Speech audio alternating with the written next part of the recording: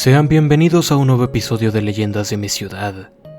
En esta ocasión viajaremos a Saltillo, Coahuila, para escuchar la leyenda de El Molino de Belén.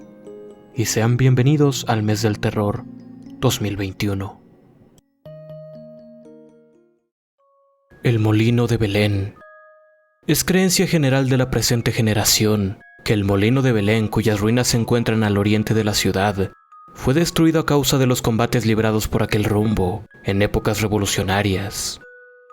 Como últimas fechas se ha recordado el nombre de este establecimiento que fuera emporio de riqueza y de trabajo en tiempos ya idos. Haremos una breve historia del viejo molino, para entrar después en la conseja y la leyenda que corren ahora con misterio y espanto entre aquel populoso vecindario que vive actualmente en sus cercanías. Un rayo fue la causa de que el Molino de Belén se incendiara, convirtiéndose en agrietadas ruinas de caliche, deformes pedazos de hierro retorcido y hacinamientos de piedras y tubos, entre los cuales existe aún la muela, la famosa muela de piedra traída desde Francia para moler el trigo. Y aquellas paredes que antes fueron nido de palomas, son ahora guaridas de búhos y murciélagos, que atraídos por la soledad, hacen en ellas su morada.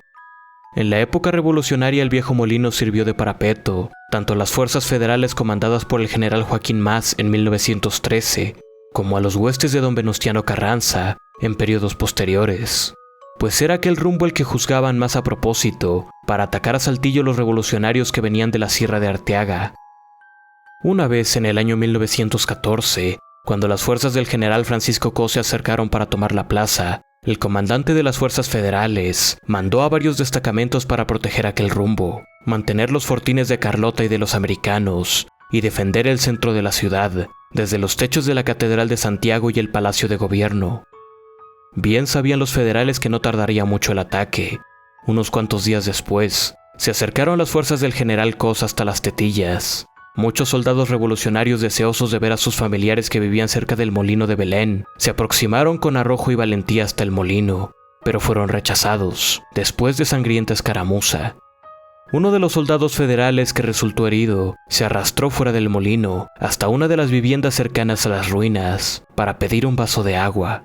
Una mujer de corazón noble, aunque era esposa de uno de los revolucionarios atacantes, no tuvo empacho en atender la petición de aquel infeliz, y después de darle de beber, se dedicó a la tarea de vendarle la herida.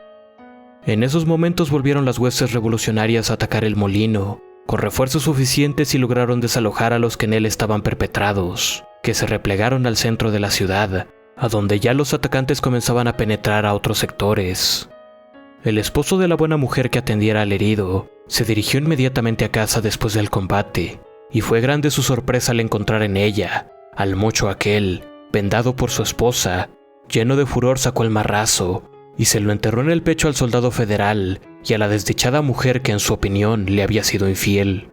Y cuando las tinieblas cubrían aquellos entornos, se llevó arrastrando los dos cadáveres hasta el molino, cavó un foso y echándolos juntos, los cubrió de piedras y tierra, y enseguida, tal vez arrepentido de su acción o en un acto de locura, el revolucionario se clavó el marrazo en el corazón, cayendo desplomado sobre la tierra que cubriera los cadáveres de sus dos víctimas.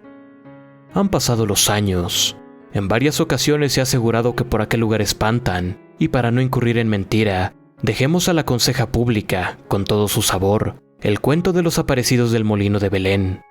Un día conversaban amablemente dos vecinos en la esquina que forman las calles Juárez y La Fragua, antes de que se iniciara la construcción de la estación de Saltillo al oriente, desde cuyo lugar se apreciaba la silueta del viejo molino. Una conversación de esas en que las horas se pasan sin sentir, saboreando uno tras otro los cigarrillos. Noches de abril, tranquila y plácida, de esas noches que invitan más a estar afuera del hogar que revolviéndose en el lecho, la serenidad del ambiente, un aire casi imperceptible que soplaba de este a oeste, hicieron que los dos amigos oyeran la campanada del reloj de catedral, dando la 1 de la madrugada. «¿Vámonos?», exclamaron a un tiempo, y ya para despedirse, percibieron en medio de la oscuridad, con dirección al molino, una luz que los obligó a comentar sobre ella.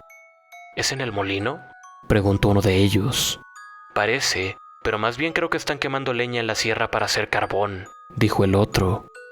Se quedaron los dos contemplando fijamente la lucecilla, y vista con más atención, se dieron cuenta de que cambiaba de lugar, yendo de un lado para otro. Hombres avesados a las aventuras nocturnas, parados muchas veces por algún desconocido, a las altas horas de la noche para preguntarles qué horas son, o decirles, présteme su lumbre, o provocarles por algún ebrio trasnochador, no se intimidaron ante el espectáculo que tenían al frente, pero sin darse cuenta sus piernas flaqueaban, y no obstante sus esfuerzos para caminar hacia donde estaba la luz, no pudieron hacerlo. Sin embargo, por un buen rato estuvieron pendientes del fenómeno, hasta percibir que una silueta blanca iba unida a la lucecilla. «Un hilo de frío me corre por las venas», murmuró el más viejo. «Igual me pasa a mí», dijo el más joven. «¿Qué será?». Transcurrió un cuarto de hora, sin que ni uno ni otro tomaran determinación alguna, pero algo repuestos del terror, se separaron involuntariamente y cada quien ganó para su casa. Al día siguiente el sucedido se extendió como reguero de pólvora por toda la barriada y fue motivo para que la mayoría de los vecinos dijeran que a ellos en otras ocasiones les había sucedido la misma cosa. Pasó el tiempo. El recuerdo de tales sucesos solo se conservó para las gentes de poco ánimo, que temerosos de presenciar algo semejante, preferían hacer un rodeo por otras calles para no pasar frente al molino cuando a la medianoche regresaban a sus casas. Pero no termina aquí la leyenda. Pocos años después se inició la construcción de la estación del ferrocarril Saltillo al Oriente, y varios edificios destinados a oficinas cubrieron la fachada del molino, que ya no puede verse desde la esquina que forman las calles de Juárez y La Fragua.